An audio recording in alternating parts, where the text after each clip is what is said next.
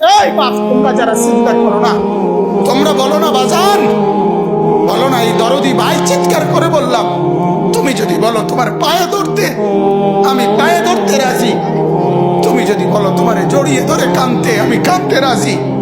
তুমি বলো কেন আল্লাহর সাথে রাগ করলা, কেন আল্লাহর সাথে রাগ করলা, কেন আল্লাহর সাথে নারাজ হইলা, কেন সেজদা কপালে ছুটলো না, কেন মালিকের সাথে সারাদিনের এত কিছুর বিনিময়ে আল্লাহ তাআলা একটা মিস কল দিলে, 2 সেকেন্ডের একটা মিস কল দিলে বন্ধু তুমি টের পাও তোমার মোবাইলে মিস কল আসছে।